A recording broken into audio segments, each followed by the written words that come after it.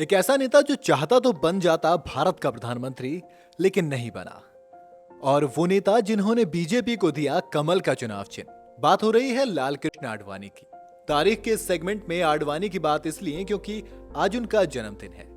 ये बहुत कम लोगों को पता होगा कि जब जनता पार्टी के कई नेताओं ने दिल से जनसंघ को स्वीकार नहीं किया तो अटल बिहारी वाजपेयी और लाल कृष्ण आडवाणी के बीच ही एक अलग पार्टी बनाने को लेकर बात हुई थी। इस पर जब अटल जी ने अपनी सहमति दे दी तो लाल कृष्ण आडवाणी ने ही इस दिशा में आगे कदम बढ़ाया और बीजेपी का गठन हुआ। जब इस नई पार्टी के लिए चुनाव चिन्ह की बात आई तो लाल कृष्ण आडवाणी ने ही इसके लिए कमल के फूल चुनाव निशान को चुना और तब से ही पार्टी का निशान कमल बन गया। आज के वक्त में भारतीय जनता पार्टी देश की सत्ता पर काबिज है।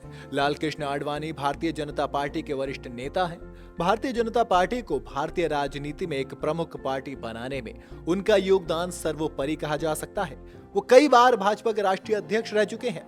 जब भी भारतीय जनता पार्टी के इतिहास की बात होगी तो देश के पूर्व उप प्रधानमंत्री लाल कृष्ण आडवाणी की चर्चा के बिना वो हमेशा अधूरी रहेगी।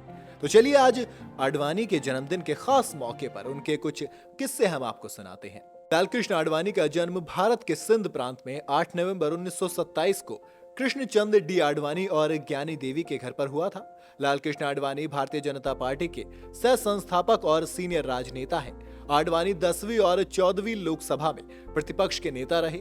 आडवाणी के राजनीतिक करियर की शुरुआत की बात करें तो साल 1942 में राष्ट्रीय स्वयंसेवक यानी कि आरएसएस के वॉलंटियर के तौर पर उन्होंने शुरुआत की थी।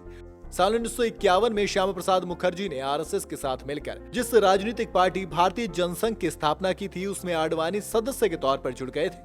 उन्हें राजस्थान में जनसंघ के जनरल सेक्रेटरी एसएस भंडारी का सचिव बनाया गया था। उसके बाद वो साल 1957 में दिल्ली आ गए और जल्द ही जनसंघ की दिल्ली इकाई के जनरल सेक्रेटरी और बाद में प्रेसिडेंट भी बने।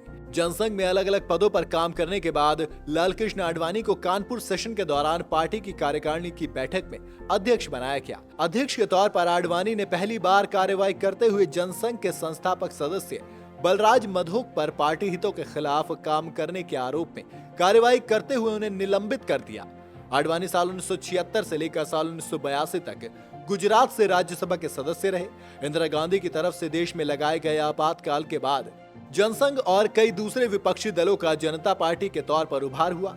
आडवाणी और अटल बिहारी वाजपेयी साल 1977 में लोकसभा का चुनाव लड़े और जनता पार्टी के सदस्य बने।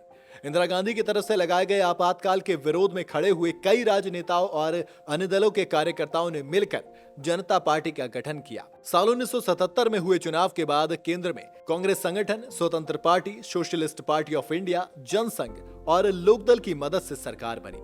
आपातकाल से बौखलाए लोगों ने इंदिरा गांधी के खिलाफ वोट किया और केंद्र में मोरारजी देसाई की सरकार बनी। इस सरकार में लाल कृष्ण आडवाणी सूचना एवं प्रसारण मंत्री बने जबकि अटल बिहारी वाजपेयी को विदेश मंत्री बनाया गया। हालांकि ये सरकार ज्यादा दिनों तक नहीं चली। फिर जनसंघ के सदस्यों ने जनता पार्टी को छोड़कर एक नई भारतीय जनता पार्टी का गठन किया।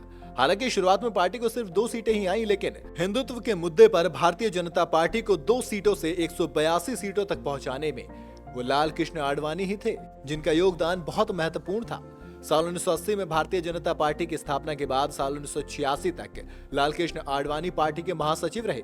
इसके बाद साल 1986 से 1991 तक पार्टी के अध्यक्ष पद का उत्तरदायित्व भी उन्होंने ही संभाला। इस दौरान साल 1990 में राम मंदिर आंदोलन के दौरान उन्होंने सोमनाथ से अयोध्या के लिए रथ यात्रा निकाली।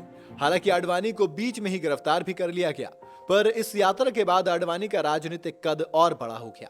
साल 1990 की रथ यात्रा ने लाल कृष्ण आडवाणी की लोकप्रियता में 4 चांद लगा दिए। साल 1992 में ढांचा विध्वंस के बाद जिन लोगों को अभियुक्त बनाया गया उनमें आडवाणी का भी नाम शामिल था। हालांकि इस मामले में उन्हें क्लीन चिट दी जा चुकी है।